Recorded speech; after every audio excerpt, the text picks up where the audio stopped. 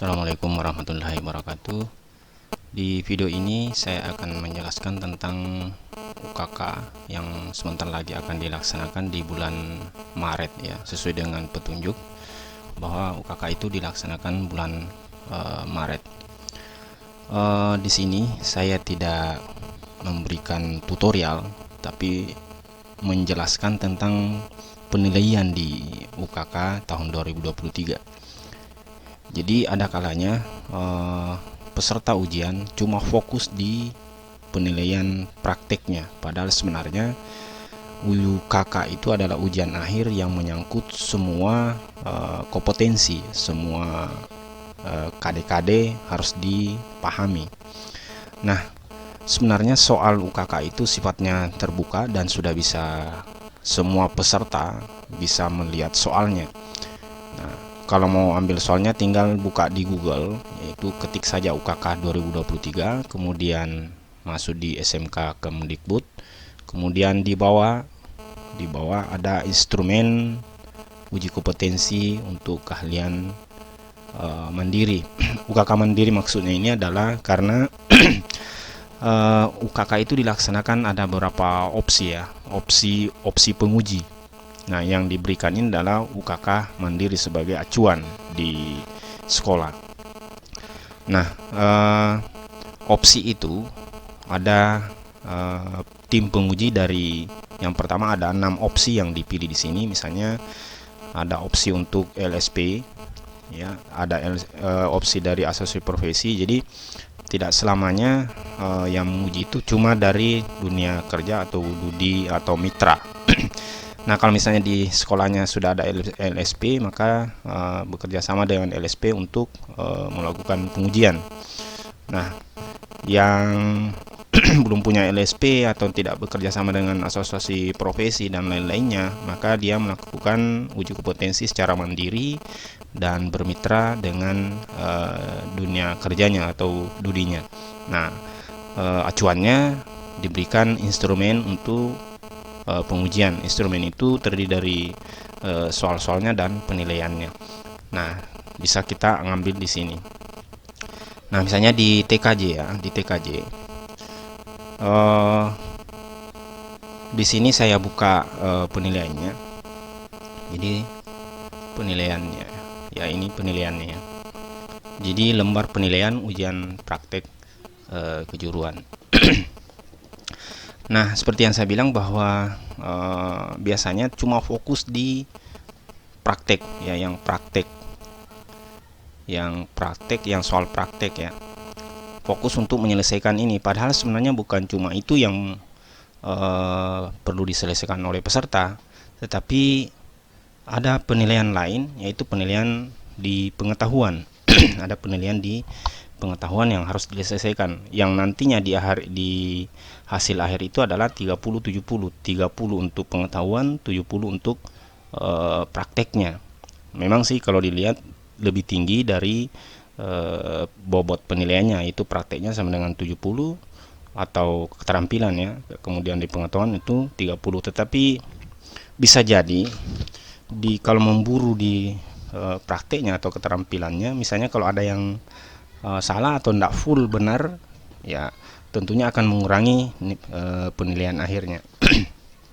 Nah, kita bisa lihat di sini di penilaiannya. Pertama adalah di aspek pengetahuan. Nah, di sini sudah diberikan indikator atau semacam kisi-kisi lah, ya, semacam kisi-kisi yang nantinya dibuatkan sebuah soal oleh pengujinya masing-masing. Misalnya indikator pertama untuk pencapaiannya adalah memahami teknologi jaringan komputer, mengidentifikasi kabel. Nah, ini bisa jadi misalnya di pengujinya memberikan metode ujiannya itu berbentuk tulis atau berbentuk lisan, dan jawabannya itu benar salah ya, jawabannya itu benar salah. Jadi jangan cuma fokus di keterampilannya. Misalnya di sini ada beberapa yang diberikan ya, memahami pengelamatan IP dan lain-lain. Nah, itu untuk pengetahuannya, dan poinnya di bawah. Jadi di sini catatan, penguji bisa mengembangkan butir soal pengetahuan berdasarkan indikator pencapaian kompetensi. Jadi dari indikator ini, IPK-nya ini, bisa saja penguji membuat soal yang rumit, tapi tidak lepas dari IPK-nya atau indikatornya, tidak lepas dari IPK-nya ini, ya. Nah, kemudian nilai pengetahuan merupakan hasil pengskoran jawaban yang benar.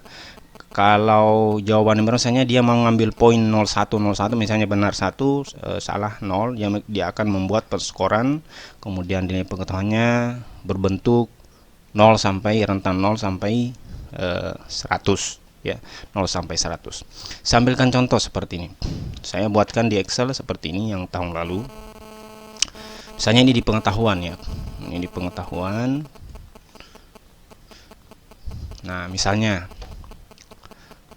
dari beberapa indikator, misalnya ini indikator semua, dan dijawab oleh siswa misalnya benar salah, benar ada salah, benarnya misalnya 1, kemudian saya kasih naik, ya, benarnya misalnya di pertama 1, kemudian salah 0, kemudian di skor akhirnya dapatkan misalnya 17, kemudian nilai akhir skor seperti yang disampaikan bahwa itu 0 sampai 100. Nah, dikonversi angka ini, angka skor nilai ini menjadi rentang 0 sampai 100. Rentang 0 sampai 100. Nah, kemudian di keterampilan, ya, di keterampilan di bawah ada juga sub kompetensi yang harus diselesaikan dengan poin 0 sampai 3. 0, 1, 2, 3 itu belum artinya ini tidak menjawab, tidak menyelesaikan, cukup, baik, dan sangat baik, ya, tergantung dari pengujinya seperti apa memberikan penilaian. Yang jelas poinnya itu 1, 2, 3. Nah, 1, 2, 3, poinnya 1, 2, 3. Kalau tidak menjawab berarti 0, ya. Kalau misalnya dalam praktikum atau dalam prakteknya misalnya tidak connect berarti 0, atau kabelnya misalnya tidak connect berarti 0, ya, atau terbalik tapi connect, ya cukup, ya, misalnya seperti itu. Nah, itu juga direkap nilai keterampilannya misalnya seperti ini, ya, dari persiapannya, pelaksanaannya, hasilnya. Karena di sini dari persiapan, ini ada persiapan, kemudian pelaksanaan, ya, kemudian hasilnya, Nah, ini kemudian direkap seperti ini. Poinnya 1, 2, 3, rata-rata dari 3 komponen ini, persiapan, pelaksanaan, hasil, dirata-ratakan. dirata-ratakan. Nah, kemudian setelah didapatkan nilai pengetahuan, nilai keterampilan, ya, nilai pengetahuan, nilai keterampilan, kita rekap, ya, rekap nilai keterampilan. Rekap nilai keterampilan yaitu dengan seperti ini, ya, seperti ini. Nilai keterampilan direkap seperti ini, yaitu untuk persiapan itu 20%, untuk pelaksanakan 40%, untuk hasil 40%. Jadi persiapan, pelaksanaan, hasil, ya, persiapan, pelaksanaan, hasil 20, 40, 40, ya. Nah, maka didapatlah seperti ini. Didapat seperti ini, ya, saya kasih besar, ya. Misalnya nilai pembulatannya yaitu persiapannya 2, pelaksanaannya 2, hasilnya 1. Diambil dari mana? Dari hasil rekapan penilaian keterampilan ini.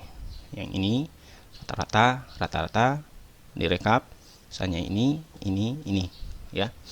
Kemudian untuk persiapan 20%, jadi 20% kali ini, pelaksanaan 40%, persiapannya berapa persen, pelaksanaannya berapa persen, setelah dipresentasikan hasilnya berapa, skor awalnya berapa, hasil konversinya berapa.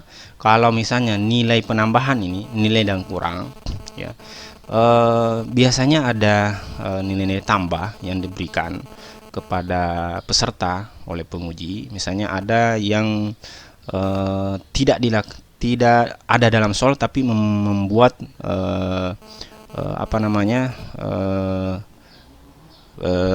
penambahan lain.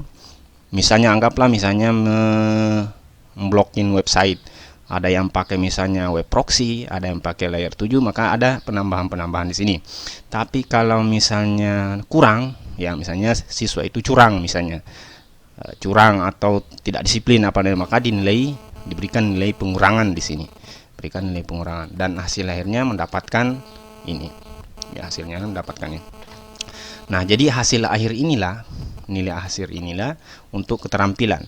Nah, rekapannya seperti ini. Ya, rekapan terakhir dapatkan seperti ini. 30 70, aspek pengetahuan 30, aspek keterampilan 70, dengan konversi nilai dari 61 sampai 1 sampai 100, misalnya di bawah 61 atau di bawah 70 dia dianggap tidak kompeten. Nah, seperti ini hasil akhirnya.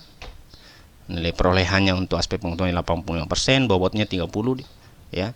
Nilai komponennya, nilai aspek penilaian ya, pengetahuan, nilai perolehannya bagi 70%, nilainya sekian, ini ditambah dengan ini dapat misalnya 70,3.